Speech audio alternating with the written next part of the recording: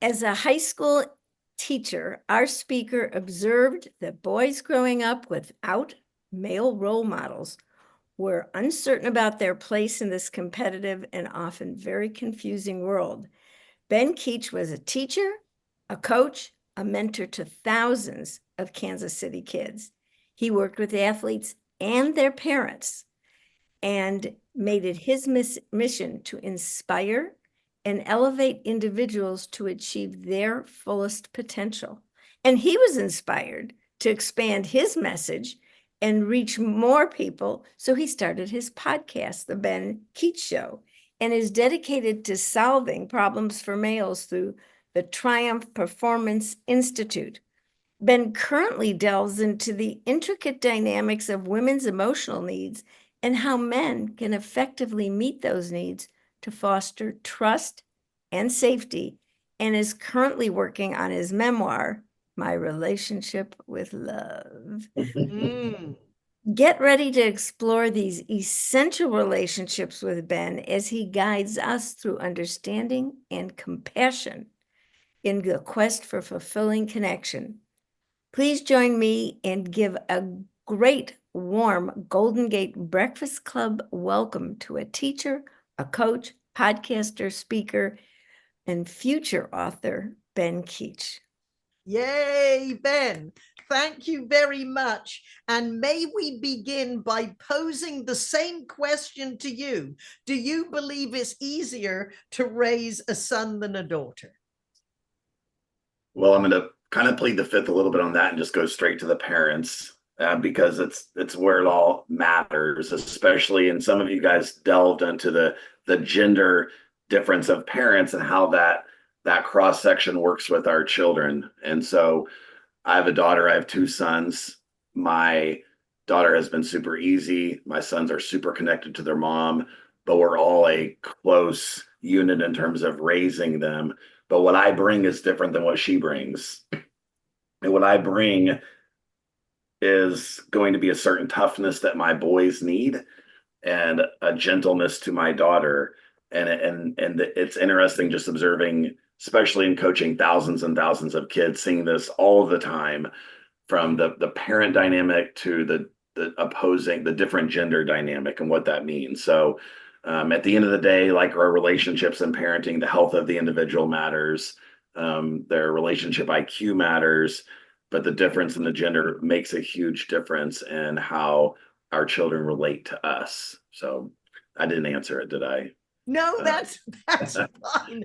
Now, before you get into the meat of your presentation, Ben, give us a snapshot of your life before you became an expert on male-female relationships and divorce. As a teenager, I was obsessed with wanting to be married and start a family. That was, my mind has always been pointed that direction personally. And little did I know there was going to be a lot of trial and error along the way. My mom, having passed when I was 16, set me on a different target in terms of understanding life and death and what really matters. And so I became very intentional with my relationship with kids as a teacher and as a coach. That was going to be my life focus. I looked at myself as going to be that John Wooden, type of guy with all the, just having coached thousands and thousands of kids. And that happened. Life has taken me in different directions, wanting to reach people. At the end of the day, the simple part of it is stronger, healthier relationships with each other in a male-female sense, but also with our children. So it's that. Okay. Well, what do most of us misunderstand about male-female roles? We don't have roles. We want to get rid of roles, and we're going in the wrong direction in that regard. We look at roles in a simplistic way. For instance, we may see, it's a female's role to do the laundry. It's a male's role to make a certain amount of money. And that's actually a misnomer. Those sorts of gender-based roles mean nothing in terms of understanding the masculine, feminine nature that we all have within us and how that interacts. It doesn't, matter who cooks the food. It doesn't matter who makes the money. But the masculine nature of a man and what I bring in terms of protection and safety to a female and how she receives that is crucial in healthy relationships. When we get that wrong, then problems ensue where, again, hundreds of females I've talked to, I'm always having to be in my masculine, and men who have just literally just stepped back from the family unit and are just almost observers. They're not engaged, and that dynamic isn't going to be healthy for any family. And it happens all the time. And I'm guilty of some of that in my own situation. So I don't come from an expert position. I've come from a failed position, but wanting to help people do it better. Now, is there something going on in our society that is shortchanging men? Men need a mission. So all of the boys, the grandsons, all the people that we've been talking about so far, and as I've kind of got to know you guys, they need a mission other than a video game score. They even need they need a mission more than just they don't need to hear boys will be boys anymore. That phrase actually relegates them to a lesser form of themselves. When we take boys and minimize their impact and what they can be, they go into a passive mode. They go into their feminine, where they simply are reactionary versus leading the people that they ultimately will love and care about. So as a high school teacher, I would take these 11th and 12th grade boys, and I literally spoke to them in a way of what their life was going to be like 10 years from now. Here's the deal. The person that you're going to love more than anything, you haven't met them yet, but they care about what you're doing right now.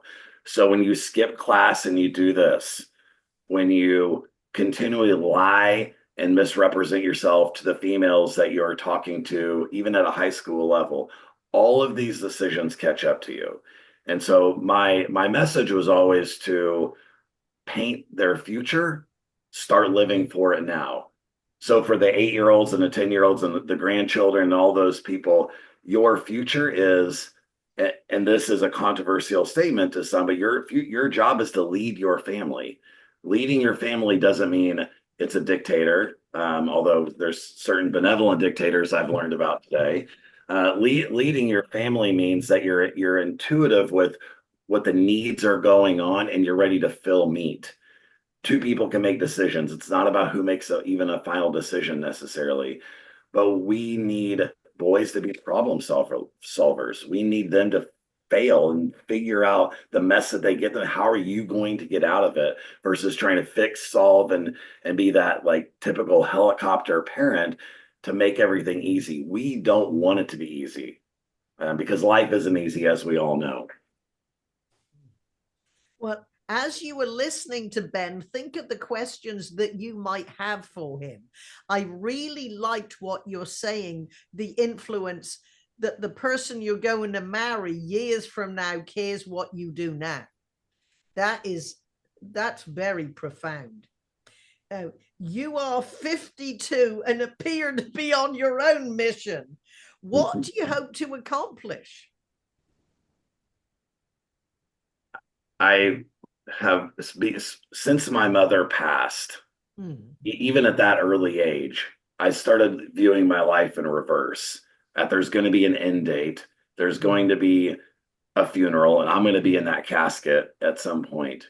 And my simple objective is, what am I supposed to be doing? What am I supposed to be doing to love people, to make people's lives clear, maybe in a whole host of varieties. My job is something, and I need to figure out what that is. That's my mission.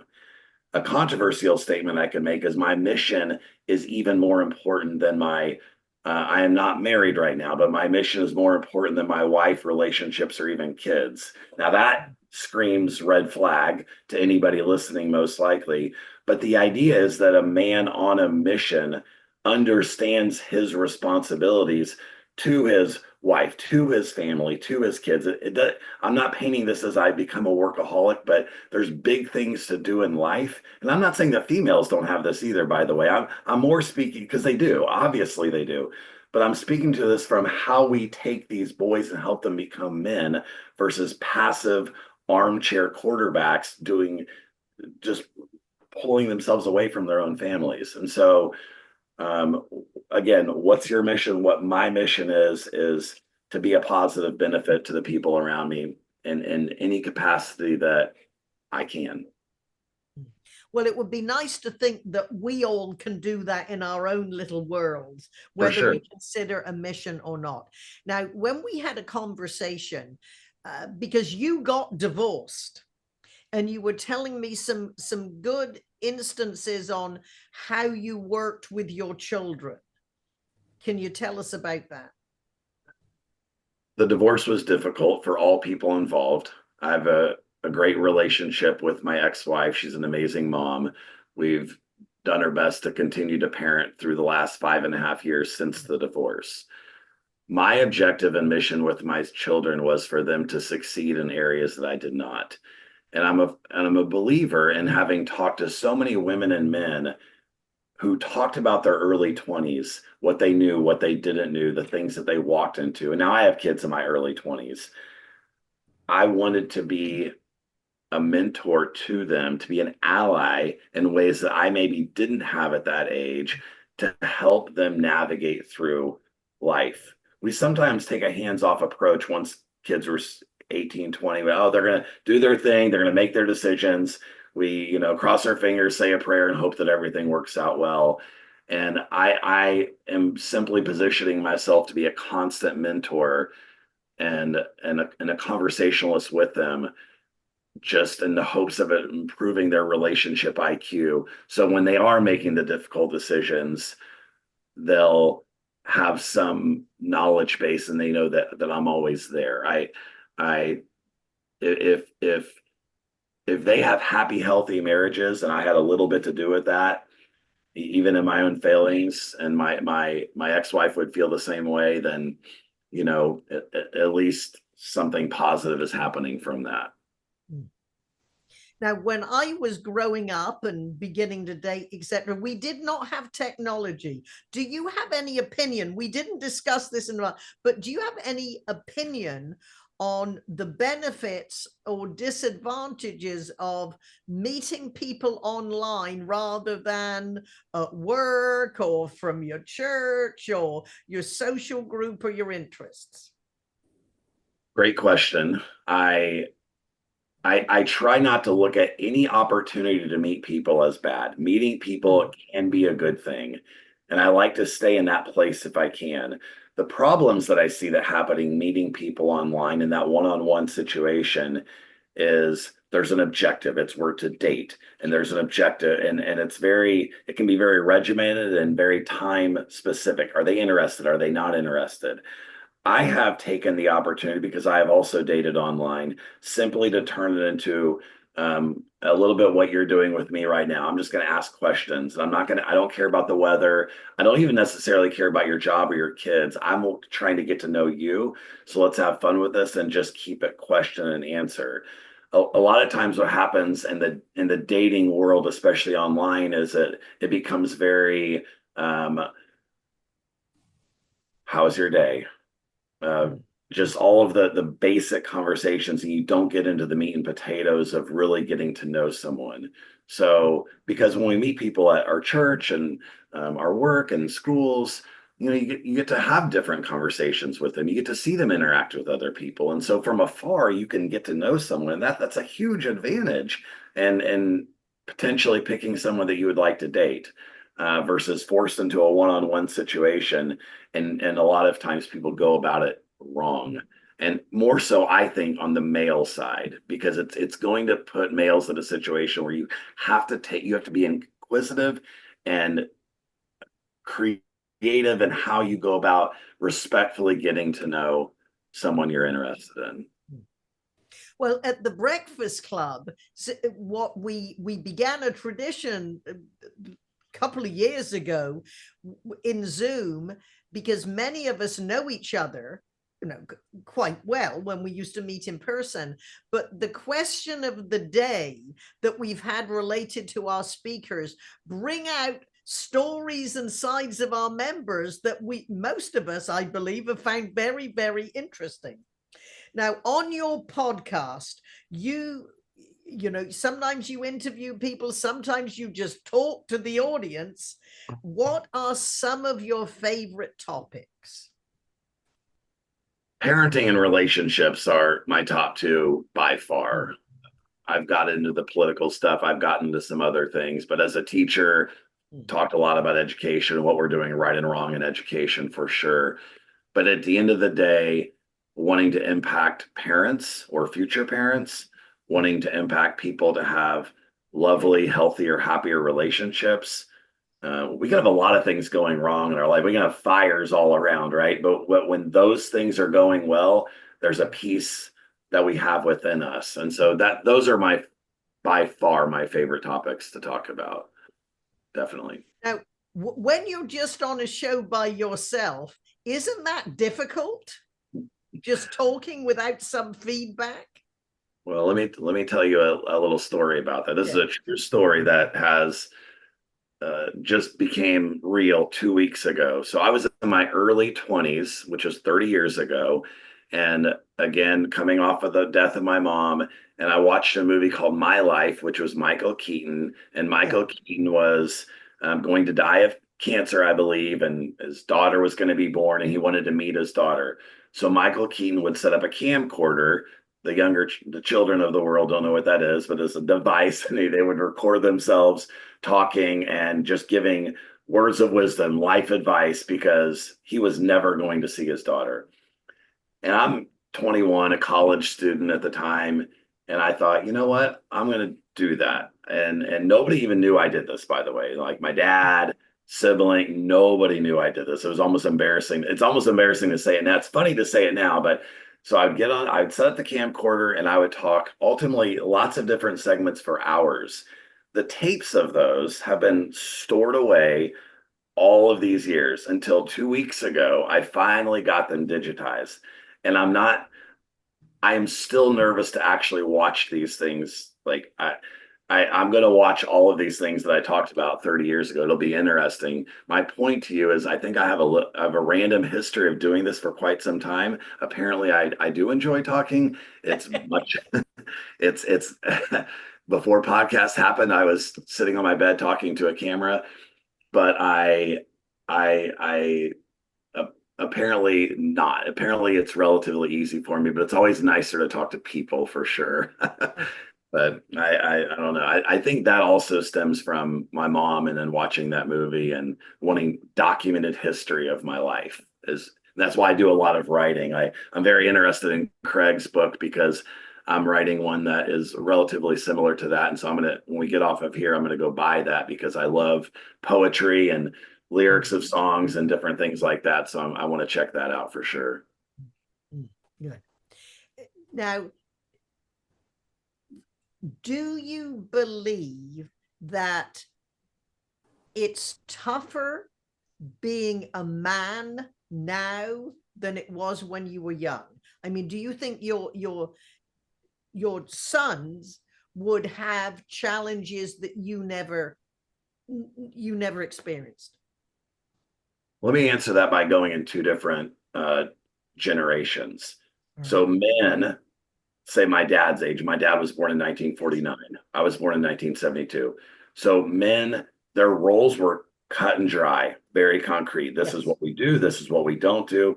Emotions and being even emotionally available wasn't a necessary part of being a father. It was a little bit more like a dictatorship. And what's happened is we've wanted to change elements of men for the better. Like we've wanted to improve guys like my dad to be a little bit more available, maybe a little more understanding, sympathetic, what have you. But in the scope of that, we're redefining even what masculinity means. So the reason even the topic of what is interesting is a female's emotions, how do we view that? How do we look at that? And the answer to that question is it's the best part of a female. But for a male, it's not a natural thing that we embrace. It can be confusing. It can be tumultuous. We don't always know how to navigate that. And we get defensive because we think they're attacking us. And all of an emotional response from a female almost every single time is her wanting to be safe to do it and her wanting love back. So I'm a big believer that men need respect and women need love. We need all of it. We need all of it. But from a gender standpoint, that's important. And so emotions and things that are complicated to us, we didn't talk about this a couple generations ago. There are people talking about it now. So we have conflicting worldviews going on surrounding masculinity and femininity and how a man should be and how a woman should be. And I actually think we're close to really cracking the code in certain ways, but we just have to get this information out so that future generations can do better than we did. And we can continue hopefully to improve. So I'll say one more thing to that, just so I think this is important. Here's a visual for you guys, for the visual learners. So you have an ocean and you have a swimming pool. So an ocean has waves and storms, and it's not predictable.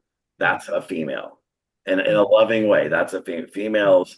Now there's females who are more predictable than others, but what men do is men want to compartmentalize. Men want to fix, change. Here's where I need you. And now think about just a simple little swimming pool in the backyard of somebody's house. And we squish them into a box, so we think that that's where they need to be. And that's not where they're at their most beautiful and at their best. They need to breathe. They need to be free. They need to be loved through these situations as females. And so changing our perspective on this in terms of trying to fix change, we need to listen and we need to love. And it's amazing how that frees a female to then trust and rely on him in the way that she would like to, but oftentimes it doesn't feel safe. And so problems ensue from there. So I said a little bit more than your question, but it was an opportunity. No, that's absolutely fine. My brother is 1 year, 1 month, 2 days, 12 and a half hours younger than I am. And we have always had a very close, wonderful relationship. And when I grew up and I came to America at 20, remember when I grew up in England, no one expected anything of girls. So I really had to move 6,000 miles away to become who I was capable of becoming. And I said to my mother, who do you worry most about, my brother or me? Now, I'm a single woman living 6,000 miles away from home. And I think most people would say, well, of course, my daughter. However, she said, I worry more about your brother because he's more sensitive. He will let people upset him. If people upset you, you'll tell them off. And my longest time, I've always been single by choice, but my longest time, relationship, I would often say he was more sensitive being a musician than I was. And then we had a joke. I'd sometimes say, you be the husband today. You make all the decisions. Anyway, good. And now it looks like you put your hand up, Ben. So I know you don't have a question for yourself. I would like to open it up for especially, some of our longtime fathers and husbands. Who would like to ask Ben a question? So please put your hands up. I know Susan probably has one and Janelle always does. And I just see Gordon Hill, you put your hand up. I find this fascinating because in my own life, I met my wife as a junior in high school. Our first date was a disaster, not in a bad way, but it was just circumstances made it be something less than what we had hoped.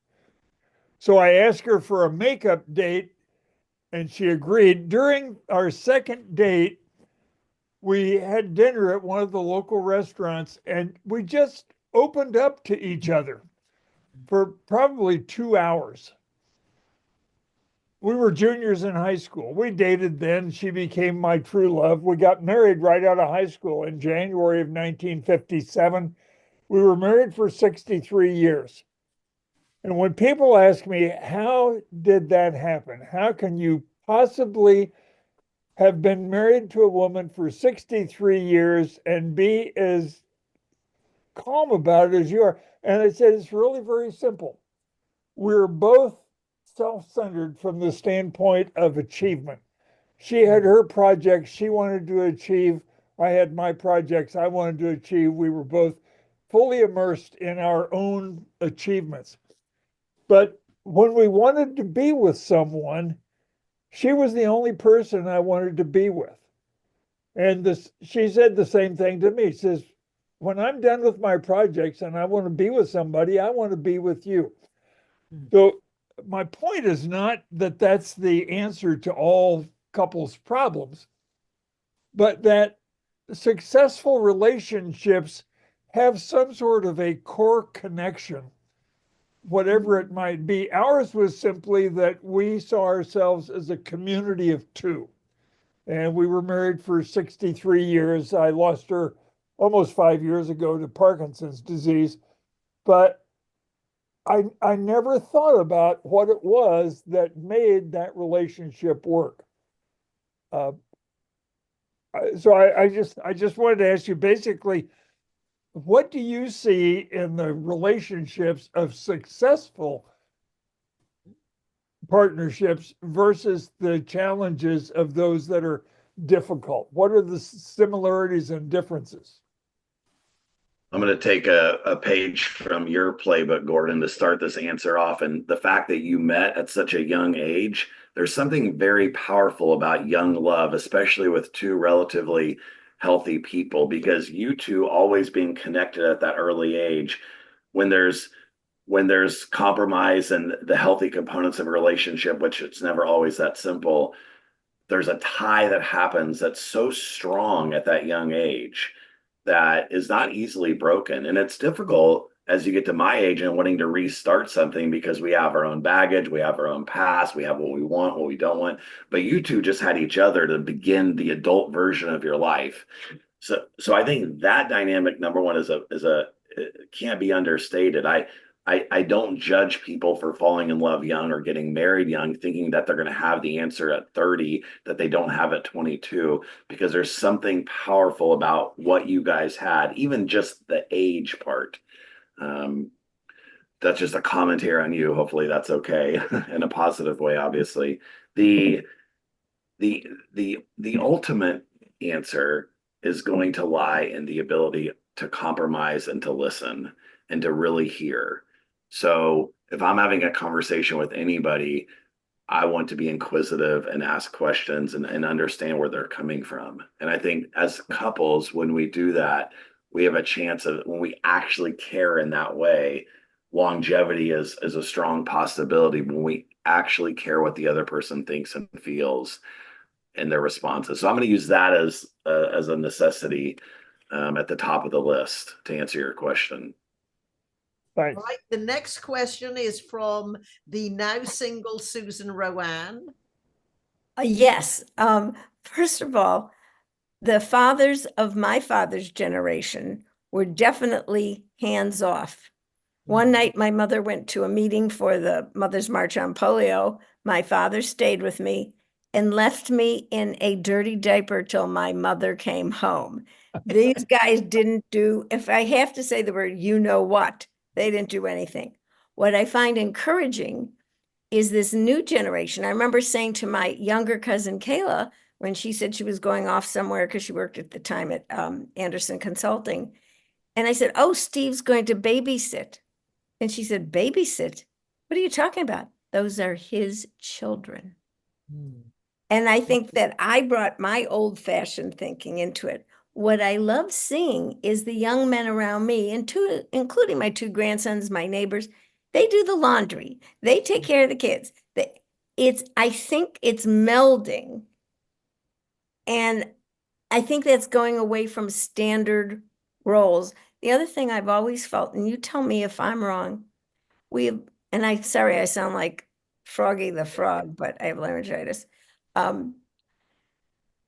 What I am seeing, and I always thought this even growing up, why was there always such pressure on men to be the breadwinners?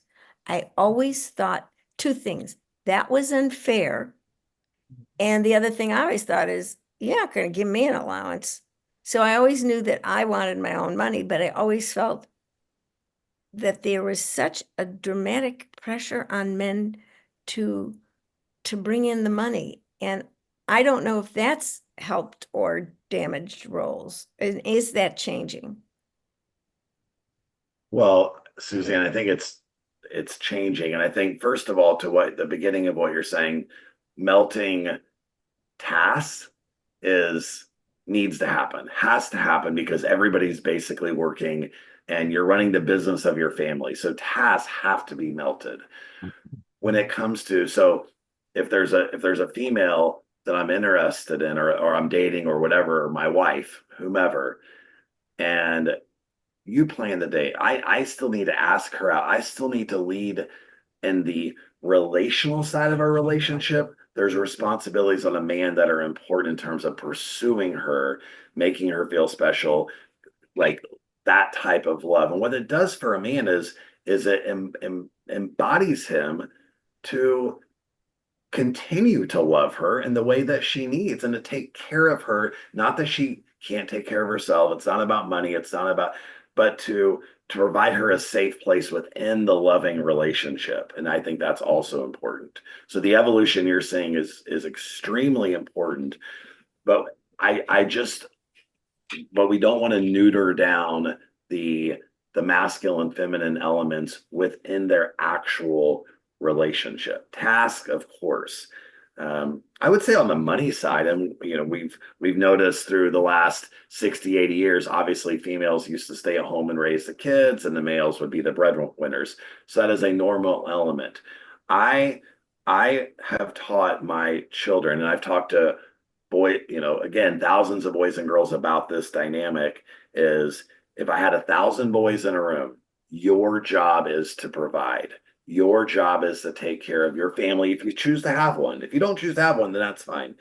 But it doesn't mean that she doesn't work, or it doesn't mean that, but it's a different, I believe, and maybe people will disagree with me. I believe it's a mentality shift. So to my daughter, she's a nurse. She makes money. She will be getting married probably within a year, and she will choose what she wants to do in terms of the kids. But she wants to make sure I'm not tying myself to somebody who's going to play video games, who's going to be absent. Like, your job is to provide. Even if she makes more money than him, that's okay. The amount of money doesn't matter. It's the mentality behind it, I think, that's most important and makes a female feel safe that I'm not going to have to. There's a lot of women mothering grown men in our country, and who wants to be a part of that? Nobody. Women don't actually care if they make more or less money, but they don't want to they don't want to be your mom. And so that's where the mentality part, I think, really comes in terms of my message for men would be, you're a provider. Even if she makes more than you, it's okay. Put your ego down for a second, but it's the mentality, if that makes sense. All right, our next question is from Janelle Barlow, who's happily married to her second husband, and then Brian Head, who is happily married to his first wife. And there was a comment from Tony Woodall about, well, why can't women ask men out? Well, I will tell you, in my single days, Tony Woodall, I worked on the principle as a men's hairstylist, I talked to men all day. And I know they didn't like rejected, so I made a point to let people know if I was interested in them. Hopefully, if they were interested in me, it would make their job a little easier. But okay, Janelle Barlow, your question. Thank you, Patricia. I have a quick comment and then a question. The comment was the business about making these videotapes of camcorders. My husband has got a YouTube channel, and he's made thousands of videos, and we have a studio in our house. And when we have parties, we, not always, but mostly we make videos of the people who are there. So we've got records of our friends. And And years and years ago, the woman I was closest to was pregnant, and we had a party, and she then gave birth to her child and died in childbirth. And that video is one of the great treasures of my life. And I would encourage you all to consider doing that. I mean, it's not about me, it's about them. But the question is this: do you think that the fluidity of gender roles, I mean, the transsexual, all the different labels that we put on those, do you think that this has affected how young boys and girls who are straight, and just let's look at them, young boy, do you think that this fluidity in gender roles has affected them as they're growing up? Oh, okay. You guys, how is this a lunch thing or a breakfast thing? Because that's a great topic. I'm gonna say it to you this way. It's a great question. And by the way, I used to tell every single student that I ever taught that they need to write birthday letters to their kids.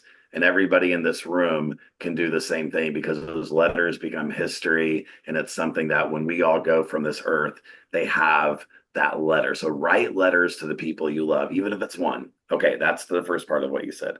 Now, the more difficult question. I would tell you this, that our society's look at the transgender community, okay, has to do that in the way that it's being done, which I don't agree with all of the way that it's being done, but the way that we do that, and the messiness of gender roles because of being able to change genders, makes it a much more difficult thing for educators, for how the media portrays human beings in general. We don't want anything black and white. We want all gray. And the problem with that is that as a man, as I will say, not always, but as a healthy, relatively healthy masculine man, I don't want a female asking me out. If I like her, I'm going to ask her out. But if by doing that, oh, you're just being, like, say, the mansplaining thing that people talk about. So if I'm having oh, you're just mansplaining me, I'm like, yeah, I've been female splained lots of times in my life. Like, we just sometimes talk down to people. Sometimes we're disrespectful. And so I'm just in favor of having open, honest conversations about gender, whether it's, and not allow the microcosm of our transgender political conversations to taint how we raise boys and girls. I could say much more and go different directions with that. I'm not even sure I answered what you asked, but I think there's a problem with not the movement itself, but how that may bleed into just generally raising boys and girls. I think there could be a problem there for sure. All right. Brian Head, your question, please. Yes, thank you. Yeah, increasingly, young men are reluctant to get married these days, or they're getting married at a much later date. I was wondering, should there be, what could incentivize young men to actually get married? And do you think there's an optimum age that a man should get married? In other words, if you were advising your high school male students and all their little dating things are going on, would you say to them, hey, just don't even think about marriage until you're 35? Would that be a good advice, do you think? Or what is the optimum age to get married, do you think? I don't believe there's an optimal age. I do believe that we need to take boys as early as they can understand our words throughout their entire childhood and create and show them what it means to be a man. And I think that boys have too much free time. I think that the video game culture, the addiction to their phones, and even pornography and some of the things that are influencing them aren't helping them be the men that they possibly could be. So I'm hesitant to say an age. I'm more passionate about, let's do a better job of adults in their beginning parts of these boys' lives so that they become the men that we can be proud of later on in terms of them being problem solvers and taking care of and protecting and nurturing those attributes that we admire and positive men, controlling themselves, not, addictions, not getting themselves in they're going to make mistakes and they're going to create plenty of messes, but how do we fix it? And how do we, I hate to say man up. It's just simply how do we them taking responsibility is ultimately where it's at. Now, if somebody is acute at that and has some emotional awareness of themselves, then they could have an amazing marriage getting married at a young age. And a 35-year-old can have all the same pitfalls because my fear is the selfishness. So I don't care. We can all be selfish when it's by ourselves. I live by myself. I can do whatever I want with my life outside of what I need to be as a dad. But if you're going into it from a selfish mindset, or what is she going to do to me? She's going to take my money, or she's going to do this. Don't get married. It's not for you. It could be because you're going to be a provider and a giver, and there's going to be things that are needed from you that you need to be ready to do. So it's when you're ready for that, I think. But there's a lot of fear with kids because we've just seen a lot of marriages fail, so they don't want to mess up, and that's a real problem as well. Well, of course, when I was growing up, mothers program girls differently. Anyway, I see Bill Buchanan, who's very happily married, our FBI agent man. Bill Buchanan, what is your question or comment? Good morning, Madam President. Good morning, Ben. Thanks for your presentation. You're one of those guest speakers that have got the wheels turning here, which I really enjoyed. And I'm sitting there listening to you, thinking back on my relationships, with women. And I started out early in my life in the household with two daughters, and just me, the son, an older sister, 3 years older, and a younger one, 3 years younger. And I was partly raised by a black nanny, Myrtle Jennings, who I'll never forget. She helped shape my youth, so to speak. So I had that, that experience moving through life. My dad was a Marine officer, fought in World War II, out in the Pacific, stuff like that. So I didn't, come out of that period of my life with any strong prejudice against women. I always looked at them as equal and they're better at certain things than I was, and vice versa, that sort of thing. So I roll into college. I found myself over in Switzerland on vacation one summer, met a assistant professor of English from Memphis State, and we hiked around the Alps and everything, and we got to know each other. And then after I finished Marine Corps officer school in '65, I was due to report into the 1st Marine Division down in Southern California. And I called her up and I said, Ellie, I got this idea. I've got 30 days leave before going to the Marine Corps as an officer. Would you like to join me for a canoe trip through the Ontario wilderness in Canada? She said, sign me up. I said, okay, well, neither one of us are expert canoeists. We spent, I'll never forget that trip. It was 10 days out in the canoe wilderness, dealing with everything you can imagine, even bears and stuff like that. But I told her, look, we're going to be a team, and both of us have never really done this before, and it worked out great when we both had that relationship, teamwork. And so fast forward to 1972, I've been married to my wife, my current wife, for about 3 or 4 years. I said, I've got this another brilliant idea. Let's go up to the same area, the Quetico Provincial Park in Canada. We'll do 100 miles. She said, I said, what she said, sign me up. Because we had been on, some other high adventures and stuff like that. I'm an outdoor kid. We had one of the best trips that we've ever had. And my point here is that I think my early youth prepared me to have the confidence to ask a professor to go with me. She's a woman. I mean, I just spent the last 6 months with a bunch of tough guys. And why would I pick one of those? And for some reason, I wanted to, spend some time out there. And I'll guarantee you that, well, yeah, I'll guarantee you this. If you go on a trip like that, where, your partner's in the bow and you're in the stern of a canoe in wild country and you're all alone, you're going to get to know that person pretty well through storms and, sunny days and stuff like that. And that phenomenon happened. It was kind of an annealing of personalities in both cases. And my relationship with Claire is much stronger now because we depended on each other. And I didn't say, "Hey, you're a girl, you just do the cooking." She was carrying her pack, portaging from lake to lake and stuff like that. And so here,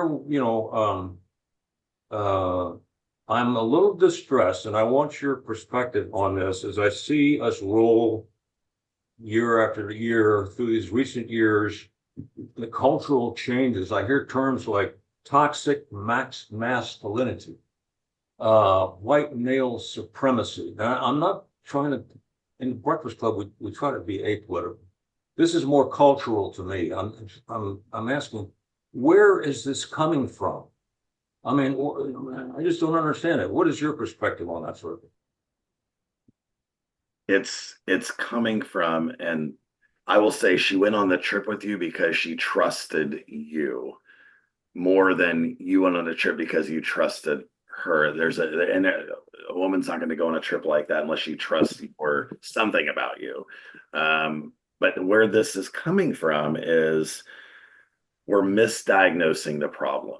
An academic education at times likes to be involved in being on the cutting edge of looking at what's going wrong in society and the direction we need to go in society.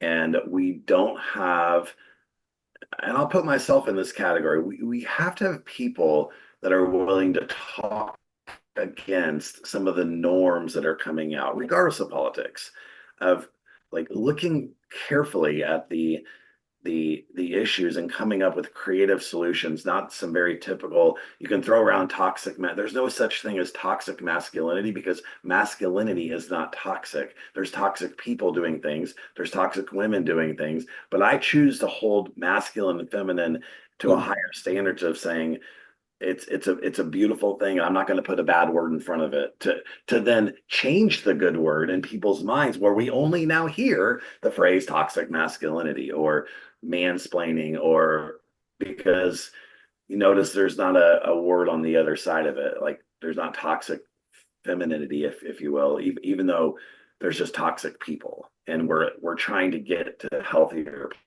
places. So I do somehow blame education a little bit, and I wish education was a little bit more open-minded and not so political, because I think it taints certain things, and not all educators, of course, but I do see that for sure. All right, Bill, as you know, I like you very much indeed. It's just a good job we never fell in love, because I don't think I would have accepted your invitations. All right, our last question comes from our board member, Don Persky. Then Ben will give us his concluding story, and then we will say goodbye to our guests, and please will the members stay tuned for our very short business meeting. So Don Persky, what do you want to ask Ben? Well, first, good morning, Ben, and thanks for an amazing presentation.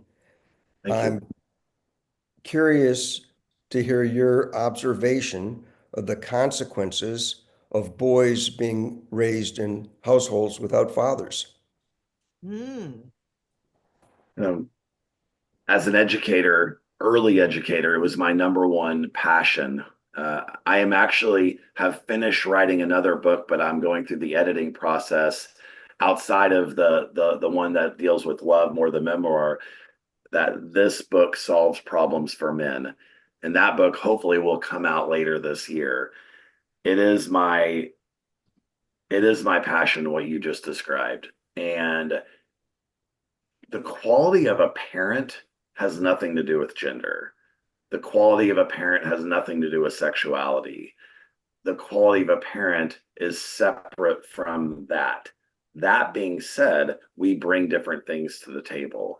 So a boy growing up in a matriarchal environment can learn all about love and responsibility. They can be an amazing human being. They can be an amazing father someday. But there's things that can then be confusing on his role as he enters into starting his own family and what that means or looks like. And of course, every household is different in this dynamic, and oftentimes there's uncles or other grandfathers or people who have kind of stepped in. There's a rite of passage for a boy.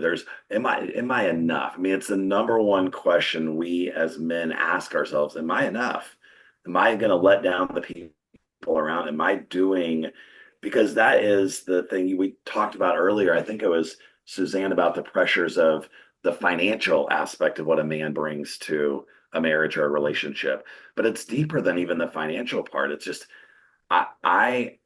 here's a funny show. So you guys watch those like cheesy movies where there's a high school quarterback and then there's a cheerleader who likes him and he's usually an arrogant you know what, and she seems a little ditzy and is just falling for the stud high school guy. The core of us as men, we want to be kind of adored and looked up to, though, in a healthy way.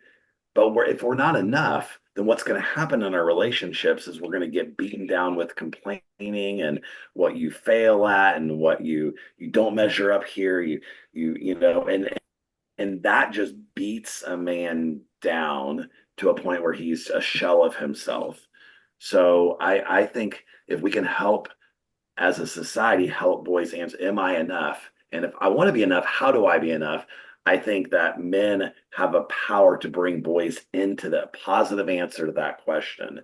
And so a boy that's raised in a matriarchal household, my prayer and hope is that there's a man that can speak into him as a 10-year-old, a 12-year-old, whatever, to say, yeah, you're enough.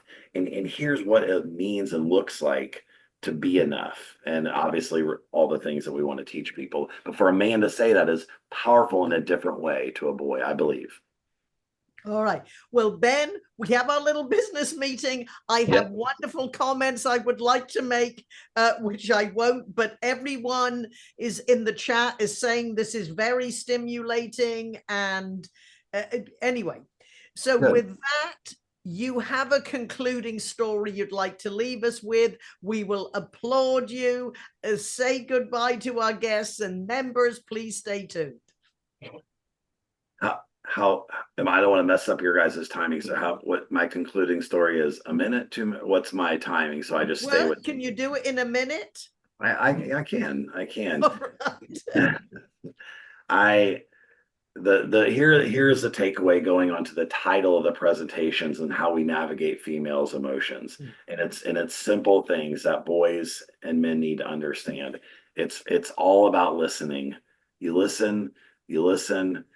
They need somebody to talk to. They don't need you to fix it. They don't need you to solve a problem. We can put our tool belt away and just listen. And then we provide love, and that might be a hug, and that might be, man, that's so hard what you're going through. I'm sorry, it's so difficult what you're dealing with at work.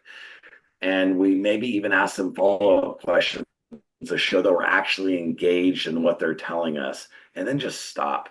And if they need other advice, they may ask, hey, so what do you think I should do? And then you follow that prompting. But it's listening, it's loving. Ask them some questions to show that you're engaged in what they're saying, and then step back. And she trusts you. You're solid. She can bring her mess to you, and now you're a safe place for her. So I'll say that as my concluding statement. All right. Well, thank you, Ben. We really have enjoyed you. Thank you.